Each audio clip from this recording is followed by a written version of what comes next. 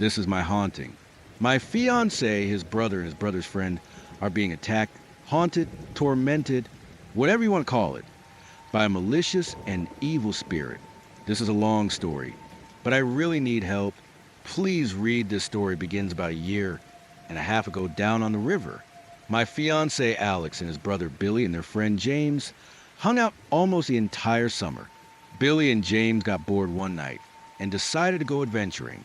The boys drove down the road and ended up stopping in front of an old, empty summer home. Billy and James broke into the house and thus began to wreak havoc. They smashed furniture and electronics and broke windows and doors. James even went as far as to have sex on many of the beds. They made a crude Ouija board and tried to work it.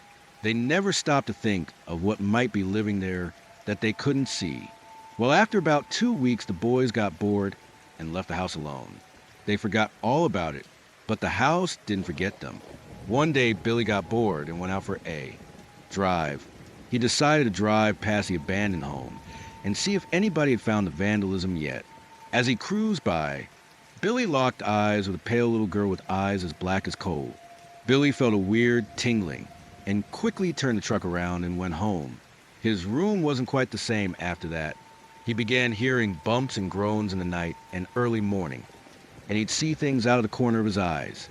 Things would become displaced. His iPod malfunctioned and died. Billy became disturbed, and he begged Alex and James to go back up to the house with him to see if the girl was there. They agreed, and they drove up there that night. When they arrived, the house was empty as usual. James and Billy went exploring in the house, while Alex sat in the driveway. Well, of course, the younger boys found something to wreck, and they came out playing with a fire extinguisher. Eventually, they became bored and left, leaving the fire extinguisher in the yard. Arriving home, the boys went out to Alex's remodeled porch/bedroom to hang out. A couple of minutes later, Alex complained of sharp pains in his back. James said his stomach was hurting. They went to the bathroom to investigate. Alex pulled up his shirt to look, and Billy and James gasped. There were long, bloody scratches down his back. James quickly pulled up his and found red hand prints across his abdomen. Neither could explain. They never went back to the house. One day, I asked to go, and we drove up there at about 8 at night, and I had brought my camera. The house was well lit by a streetlight, and I had hoped for some great shots. I began to snap pictures rapidly, but the house wouldn't show up. Not a vent to glare off of the streetlights. All I got was a black picture and weird orbs floating next to where the house should be in the pictures. We were all scared then. That was the beginning. 5 months passed by quietly. A few bumps in the night here, and they're nothing major. Things picked up again when we were home alone one night. We all sat in Billy's room, and it was about 11. We had turned out all the lights, and we were all lying on the bed talking. All of a sudden, there was a loud bang. It made us jump, and we rushed out of the bedroom into the living area. There we found a FedEx box 15 feet from where it was laid originally, and all the doors were open and all the lights on. We ran outside and sat in the car until it was time for me to return home. Things got quiet again, but not too quiet. Things still moved, and there were doors flying open at 2 in the morning and blinking electricity. We didn't think much about it. Alex and Billy got the idea to try to record voices one night. They lit a candle and began to record. It was about 2 in the morning. They asked random questions and pretty much made a joke out of it. Alex reached over from his easy chair to hand Billy the recorder when he said an invisible force slammed his head down onto the coffee table. The boys became scared and ran to Billy's room. They sat in the middle of the bed and said they heard laughing, and it sounded like heavy footsteps running all through the house. The boys slept in the same room that night. When they woke up, Billy's closet doorknob was about torn clean off. This is the part where things have been getting weird lately. Billy saw something in his pantry. It was white and transparent, and when it turned to look at him, it was an old woman with no eyes and an open mouth. I have been receiving text messages from their dead great-grandmother, Vera. I've never met her, and I do know her spirit dwells in the house. I have seen her. She sends me texts at the same time every night, and this started about 3 days ago. She usually sends them about 3 every morning. The first one said Vera Gargon solid or lonely pain, and then the second one said boys will suffer for lengths worn listen Protect Please, and the final one that I received this morning said, emotion, stress, weaken, strengthen, suicide. I had no idea what to make of all this, and I finally got the guts to text back, and I said, why me? How do I protect? She replied, no, 6 times. And then I replied, why me? She sent me the last text I received so far. You love him and family. The weird part is that they are coming from Alex's phone, but none show up on his phone. And we even pulled up the records, and they aren't there either. I don't know how to react to all of this, and I would like help.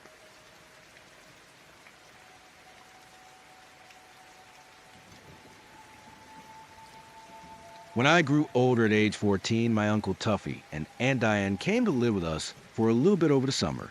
By this time, my sisters and older brother had moved out. When they began living with us, during broad daylight, my mom, Lil Bro, and I saw little white flashes of light throughout the house. It was almost like they brought out more spirits or something. It didn't stop there. The computer would come out of sleep mode by itself when we put it in sleep mode, or even on the screensaver. And since it was summertime, my Lil Bro and I slept in my mom's room in her bed with her. We always did this. My mom always slept with her bathroom light on as a night light for us to see to go to the bathroom in the middle of the night. Well, one night she forgot to leave it on, and I woke up about 3 a.m. and I saw a really scary green orb figure in the corner of her bedroom on her side of the bed. It was close to the ceiling though. I was so scared I couldn't move. I finally fell back asleep, and the next day I told my mom about it, but she acted like she didn't believe me. Well, later followed me to my dad's house, and me and my bro share a room there too. I woke up around the same time because the TV shut off by itself because we heard voices over there too. So we always use the TV as a nightlight. And there it was, but it was in front of me next to the light switch. Again, I couldn't move. I started crying, and I laid in bed facing toward the TV until the sun started to rise. I didn't know until the sun came up that my bro had seen the same thing. So again, I told my mom, and this time I told my dad, and again, same reaction. Dash underscore, underscore, underscore. Well, days passed, and we were at my mom's again and in her room again. In the middle of the night, shortly after she had turned off her bedroom light, Seichi saw the green orb. My bro and I were awake with her. It was so close to us. My bro and I were scared, and so my mom definitely believed us then, and she tried to turn on her desk lamp, which was where she was. And she couldn't reach it. It was supposed to be right there, but the thing wouldn't let her turn on the light. And so she told it, you better quit it. And she got out of bed and turned on her bedroom light. And the orb was gone, and her desk lamp was in the spot it was supposed to be in. Mom comforted us, and then turned out the light and had her bathroom light on. More days passed, and I again awoke at 3 a.m. Uncle and Aunt still living there, but they were staying in the game room still. What I then saw was the most terrifying thing I have ever seen so far at that time. Oh my lord. I saw this dark figure, black as night, extremely tall, about 6 foot, the shadow of a man. I immediately froze up and couldn't scream. He was standing directly in front of the bathroom light, and absolutely no light was showing through him. It was like he was a person, and he had no eyes. I couldn't see any facial appearance or clothing at all. He was skinny, and he paced slowly about my mother's room. The next day I told my mom, and she again acted like she didn't believe me. I nicknamed him the Shadow Man. Well, he followed her to my dad's house one weekend and stood directly beside her and told her, get up, you're going to be late for work, in a voice that sounded exactly like my father's. And she got up not really thinking it was 3 a.m. and the weekend, and she didn't have work that day. So she got up and he disappeared. She didn't realize he did. She thought he was my dad and that he had gone into the living room. And she went into the living room for coffee, but there weren't any lights on, and she looked at the clock and said to herself, wait a minute, something ain't right here. And she went back into the bedroom, and my dad was fast asleep. So she laid back down beside him and confronted him when morning came, and he said he had no idea what she was talking about. So when we went back to my mom's house for almost every night for the rest of the summer, I would awake to see the Shadow Man and be frozen. The most scariest night with the Shadow Man was when I awoke to him bending over my mother and looking at me. So scary. My God, Uncle Tuffy and Aunt Diane finally got a place of their own again, and I stopped seeing the white light. The voices and footsteps stayed. and my bro, and I slept in our room again with our nightlight. Since the time when the Orr followed us to our dad's house, my bro and I vowed to sleep in the living room from then on over there. And I have woken up to voices at my dad's house too.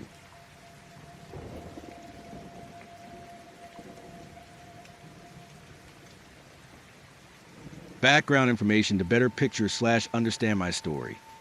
My parents are divorced, and I lived with my mom at the time, and the house we lived in was haunted before I was born. I have two older half-sisters, an older half-brother, and a younger full brother. All my life growing up, I had heard people walking down the hallway and hearing voices in the living room when everyone was asleep, like people having a conversation, but you couldn't understand exactly what they were saying. I have always had a feeling someone was watching me in my mom's house all my life, and until this very day I still do. It's always been mainly in my mother's bedroom. Even my friends have said that. I have never been able to sleep by myself in my room or in pitch darkness. I have always had to have a nightlight because of my experiences. My little brother and I have always shared a room. When I was little, about 7, my family decided it was going to be cool to buy an Ouija board. Big mistake. They thought it was just a hoax. My mom and siblings brought it out in the living room under candlelight. Me and my little brother just followed along with them because we were children, of course. So we started using it and asking it questions like, is this a spirit present in our house? I can't remember if the spirit said yes or no, but I do remember that after we used a Ouija board, even more creepy things began to happen. Like during the daylight, all of my siblings and I would hear someone call our names at random times, and it would sound like one of us or our mother. And when we would ask each other what we wanted, then the other person would say, "What are you talking about? I never called you." When everyone in the house would go to bed at night, you could hear a conversation going on coming from the living room, but you couldn't understand what they were saying. My mom's carousel would play by itself at random times, and my nightlight would play music by itself too. Other times the bed would ramble a little. I remember sitting on the couch one night with my little brother, mom, and older brother in the living room, and we were watching television, and I watched in the corner of my eye mom's plastic bowl fall from the center of the dish drainage board and onto the floor. You could also see shadows run down the hallway. In my mom's bedroom, she would feel the touch of a grown man feeling on her legs, up her thigh. She doesn't have a boyfriend at all. She kept telling them to stop, and eventually they would stop. She still sees my dad, but they live in separate houses. And when I had friends stay over occasionally, they would wake up in the middle of the night and hear someone call their name, as well as the footsteps in the hallway. Besides the creepy voices and all, the lights began to turn on and off when no one was in the room. That was the scary part at that time. When that began to happen, my mom had taken the Ouija board to a church, and they burned it and then blessed our house. Most of the hauntings went away, but not all of them. One of my older sisters used a protection spell she had read out of a book and helped protect her bedroom, which was also my room at the time. It seemed to work because I never felt any evil in that room. It felt like the only safe room besides the living room. We were never physically harmed by any of the spirits though. Thank God. They were mainly just mischievous.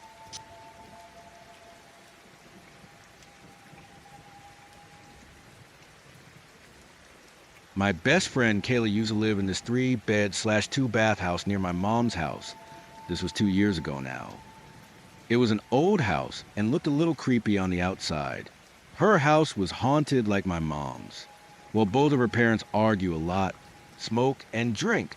Her mom knew that there were spirits in the house, but her mom convinced herself that they were good.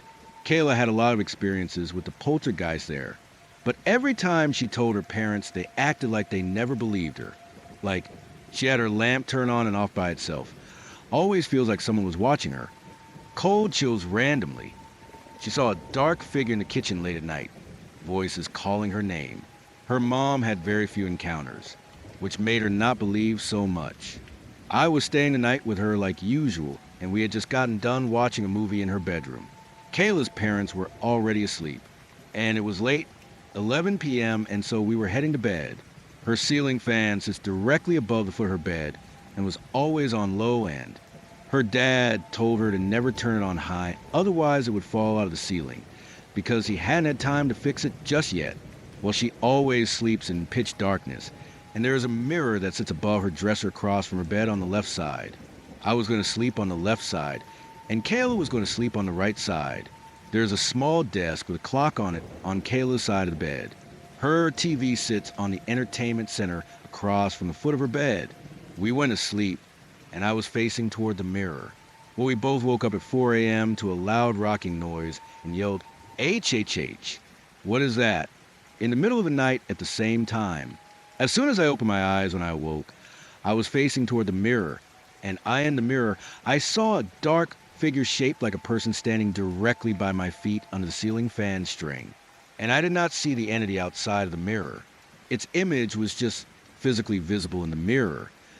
I turned over immediately and saw a white light near Kayla's TV, and I looked up and said, Eepy! It's the ceiling fan. Kayla jumped out of bed saying, I know. As soon as she got out the dark, figure ran past a mirror, and Kayla ran to turn off her ceiling fan. We were still in the dark, and I'm surprised her parents didn't wake up because we were loud, and so was that fan, and we were so scared. I put the covers over my head, and she jumped back in bed with me, put the covers over her head, and we squeaked a bit and huddled next to each other. She then looked at me and said, April, did you see that white light near the TV? And I told her, yeah, did you see that dash? She cut me off and we started talking at the same time. Dash, shadow man run past a mirror? And we both said yes and then squeaked. We couldn't go back to sleep, and so we laid awake under the covers until the sun started to come up to the covers at 6 a.m. When we finally felt safe, we got up and talked about what had happened, and then went into the living room when her parents got up, and her dad tried to brush it off like the fan short-circuited or something.